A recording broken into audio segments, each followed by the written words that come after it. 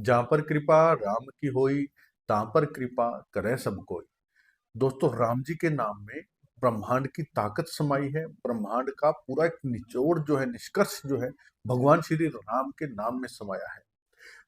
कभी भी मिलते हैं, मोस्टली आपने देखा होगा कि राम राम कह करके संबोधन किया जाता है, क्योंकि राम के अंदर एक पावर है, राम नाम के अंदर मर्यादा है राम नाम की। तो इस राम नाम से ही प्रभु श्री हनुमान जी महाराज ने बड़े बड़े असंभव वाले कार्य भी जो है ना, चुटकियों में करके दिखाए। वही राम नाम का उपाय मैं आपको देने जा रहा हूँ, राम नाम लेखन का। पहले भी इस विषय में मैंने वीडियो बनाई है और लोगों ने बहुत लाभ उठाया है। वैसा ही एक उपाय है ये राम नाम लेखन का, और बहुत सटीक उपाय है।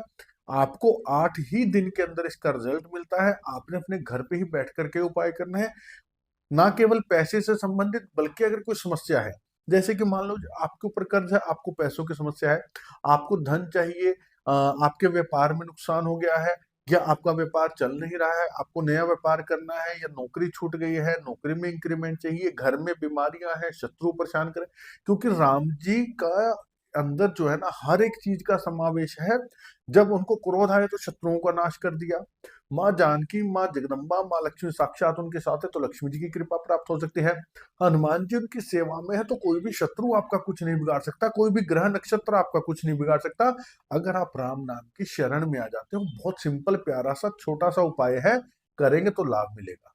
क्या उपाय है, कैसे करना है, इसी वीडियो में बताऊंगा। लेकिन उससे पहले छोटा सा निवेदन कि पहली बार चैनल पर आए हैं तो सब्सक्राइब करके बेल आइकन के बटन को जरूर दबाइएगा, क्योंकि इस चैनल पर आने वाली प्रत्येक वीडियो आपके जीवन की समस्याओं का समाधान लेकर के आती है, आपके जीवन में खुशियां लेकर के आती है।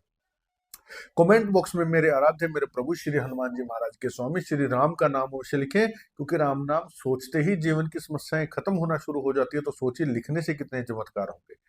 आपके जीवन में समस्याएं हैं, आप कुंडलियां दिखाना चाहते हैं, कुंडली कईयों के पास नहीं है, जन्म की तिथि समय भी बहुत से माता बहनों बुजुर्गों को नहीं पता होता, तो वो भी अपना मार्गदर्शन पा सकते हैं। इस नंबर पर 7056200033 केवल और केवल व्हाट्सएप मैसेज करें, कॉल ना करें। बार बार निवेदन करता हूं हर वीडियो के अंदर हाथ जोड़ करके, किस नंबर पर कॉल ना करें। कॉल कोई नहीं उठाएगा, कॉल करने से हमें डिस्टरबेंस होती है, क्योंकि टीम के पास नंबर होता है, व्हाट्सएप पर रिप्लाई दे रहे होते हैं आप लोगों के, बीच में आप कॉल करते हैं।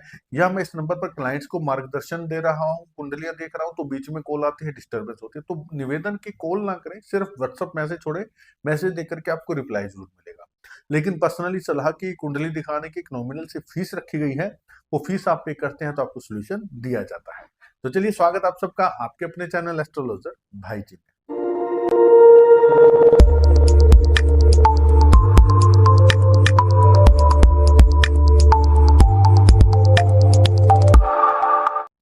तो दोस्तों, ये जो राम नाम लेखन का प्रयोग है ना, ये एक बहुत ही स्ट्रॉन्ग और पावरफुल उपाय है। तो आप क्या करेंगे, किसी भी मंगलवार या शनिवार को ये शुरू करेंगे। समय आप अपनी सुविधा अनुसार ले लेना, सुबह का, दोपहर का, शाम का, कोई बंधन नहीं है। आप अपनी सुविधा, क्योंकि देखिए कई जगहों पे नियम दिया जाता है कि नहीं ये सुबह ही करें, नहीं ये शाम को भी करें। आप इसके अंदर सुबह, दोपहर, शाम जो आपको समय लगे, लेकिन जितने दिन का मैं बताऊंगा उतने दिन उसी समय पे करना है। ये नहीं कि आज सुबह किया, कल कोई और काम आ गया तो नहीं, आज चलो दोपहर को कर लेंगे, दोपहर को कोई काम आ गया फिर सोचा कि सुबह शाम को करेंगे। नहीं, जिस दिन आप पहले दिन शुरू करेंगे, जितने दिन बताऊंगा ना उतने दिन उसी समय पे करना है, ठीक है। आप क्या करेंगे, मंगलवार या शनिवार के दिन शुरू करना। तो एक भोजपत्र आपको दिखाई दे रहा है, रेक्टेंगल शेप में भोजपत्र आता है। दोस्तों, आप सोचेंगे भाई जी हर वीडियो में भोजपत्र ही क्यों बताते हैं, क्योंकि देखिए दोस्तों, कागज यहाँ पे मैं नहीं लेना चाहूंगा इस प्रयोग के अंदर, कॉपी या कागज, क्योंकि कॉपी कागज से भी ज्यादा पवित्र ये भोजपत्र है, जो कि स्वयं सिद्ध है। इसके इस्तेमाल से, क्योंकि पुराने जितने भी वेद शास्त्र से सब इसी पे लिखे जाते थे, इसके इस्तेमाल से आपको उसका रिजल्ट जल्दी मिलता है, ठीक है। भोजपत्र 10 रुपए का है, इजिली मिल जाएगा, मार्केट से ले आना। अभी जिस दिन भी आप करना चाहो, अमेजोन वगैरह पे मिल जाता है, वहां से भी मंगवा सकते हो। तो इस भोजपत्र के सेंटर में पहले तो आप सामग्री सुन लीजिए, आपको क्या क्या लेना है। आप क्या करेंगे, अपने घर के मंदिर में बैठेंगे, सामने एक लकड़ी के पाट पे, या लकड़ी का जो पाट होता है, चौकी होती है, पाटा, जो भी अपनी स्थानीय भाषा में बोलते हैं, उसके ऊपर लाल कपड़ा बिछा करके श्री राम दरबार का चित्र, राम जी, लक्ष्मण जी, जानकी जी, हनुमान जी, ये सब हो, और उनको जो है अपने सामने आप उस पाट के ऊपर बिठा लेना। और एक जल का पात्र, पानी की तांबे की लुटिया जो है वो आप साथ में रख लेना, और उसके ऊपर एक नारियल भी रख लेना, तांबे की लुटिया के ऊपर कलावा बांध करके, ठीक है। अब आपने क्या करना है, सामने अपना जो भोजपत्र आपने लिया है, नहा धो करके शुद्ध होकर के बैठे, लाल वस्त्र पहन लेंगे तो अच्छी बात है, और सात्विक रहना है आपने, ठीक है। इस भोजपत्र के सेंटर में, भोजपत्र का जो सेंटर है, वहां पर आप अपना नाम और गोत्र लिख देंगे। अब गोत्र कई लोगों को नहीं पता तो आप सरनेम लिख देना, ठीक है। नाम और सरनेम, गोत्र पता है तो सिर्फ इतना सा ही लिखना है, बहुत ज्यादा भरना नहीं। जैसे मान लीजिए आपका नाम संदीप है, संदीप, गोत्र आपका कश्यप है, कश्यप, ठीक है। संदीप, अगर आपका नाम गौतम है तो गौतम लिख दीजिए।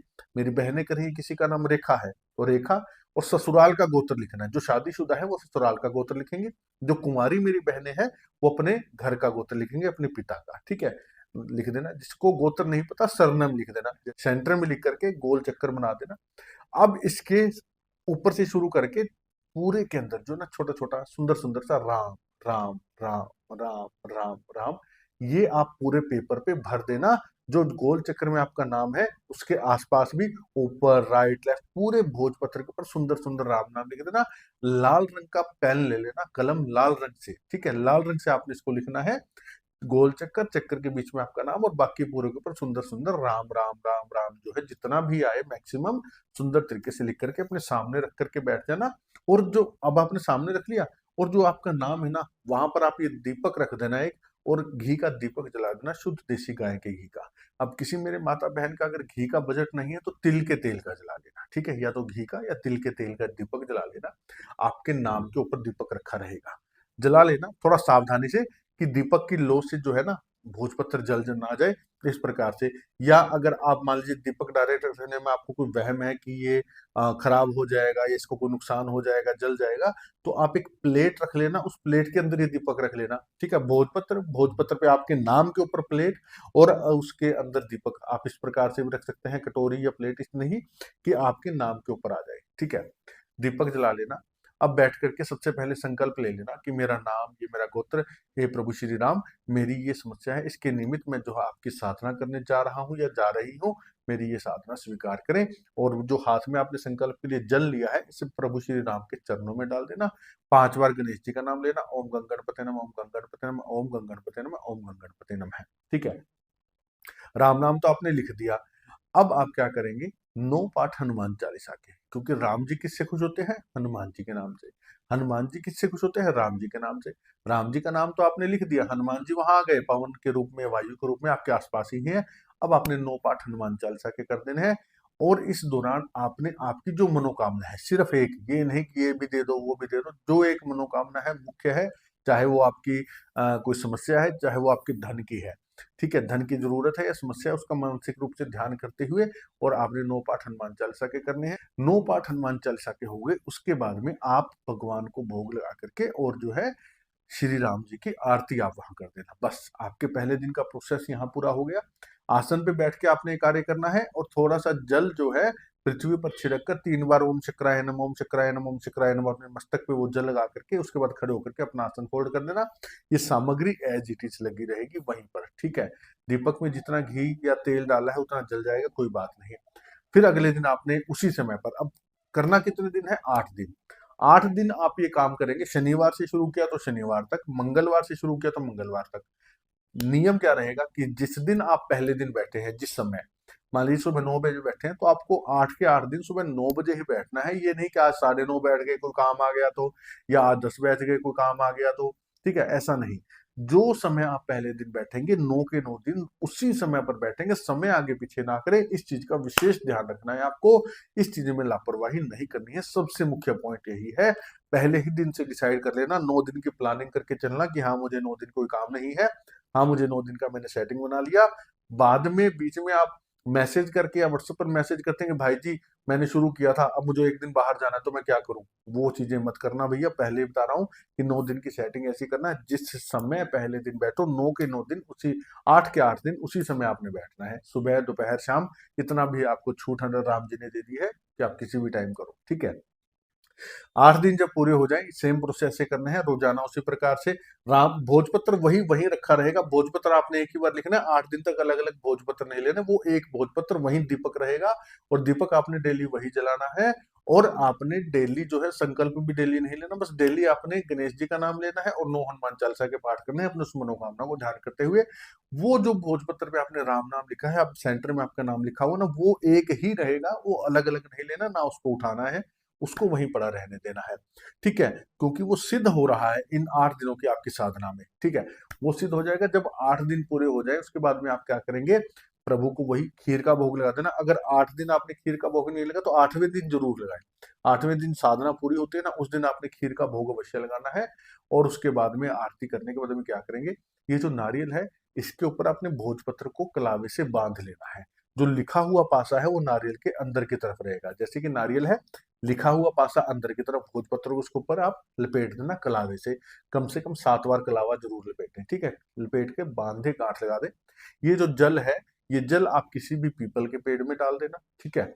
और ये जो भोजपत्र और नारियल है, इसे आप जाकर के किसी भी हनुमान जी के मंदिर में या राम जी के दरबार के सम्मुख जो है, आप वहां पे रख के आ सकते हैं। अगर राम जी का दरबार मंदिर में, तो हनुमान जी के सम्मुख जो है रख के आए, पुजारी को दे दीजिए कि ये हनुमान जी को भेंट कर दीजिएगा।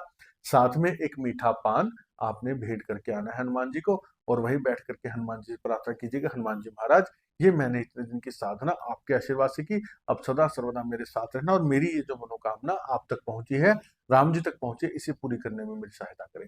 पहली बात तो आपको इतना बोलने की 8वें दिन 9वें दिन आएगी, इन्हीं 8 दिनों में आपकी वो मनोकामना, आपकी वो समस्या जो है दूर हो जाएगी, आपकी मनोकामना पूरी हो जाएगी।